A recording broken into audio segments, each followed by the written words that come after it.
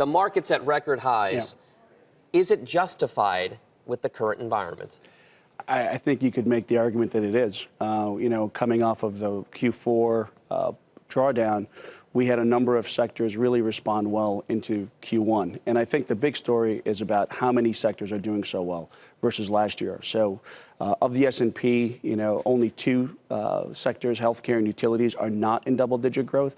So that's really a very positive environment, a positive sign, rather, for risk-on securities. So I mean, let's play the Rip Van Winkle scenario. Yeah. If you went to bed the beginning of October and then woke up now, it's like nothing ever changed or happened. But something did. Yeah. I mean, there was a very marked drawdown in the fourth quarter of last year, followed by a massive ramp up in the first quarter of this year. So what exactly was the narrative? Have things really changed that much in the span of five months? There's been two considerable changes. One is, certainly the November mid-elections are behind us.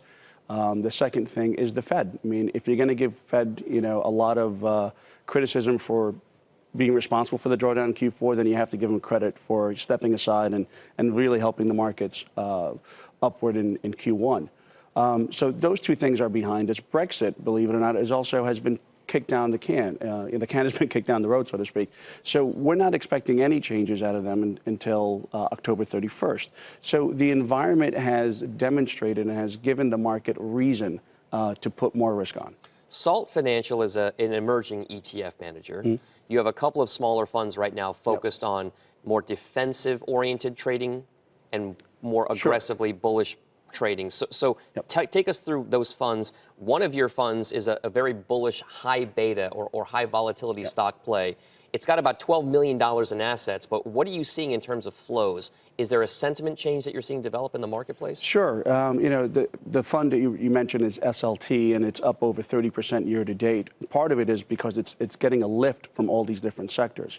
So for those who believe that the market will continue to run from now until the end of the year, that's a really good bet. For those who tend to take a more defensive view, and by the way, defensive means I just want less risk exposure. So we dial down the risk with another fund that we have on the counter side. It's LSLT. And between the two, you could really help express your opinion, whether you believe the market's going to tail off or you believe the market's going to continue its upward trajectory. It's almost the time when we talk about that dreaded cliche in the market, sell in May and go away. Yeah. Is there a sense right now that you're seeing from your view, is this an appropriate time with markets at record highs, a massive run up since the lows on Christmas Eve, for a sell in May and go away scenario? A coin has two sides for a reason, because one person takes one and another person takes the other. So we're ambivalent. We think the environment is healthy for U.S. equities. Depending on whether you want more exposure to it or less exposure, you have two options. And we think, given where inflation is and given certainly earnings are actually not as bad as everyone thought they were going to be, and we had a decent GDP print in Q1. So it looks more like a risk-on type of environment, at least for the next quarter. All right, and one last thing before we let you go. Sure.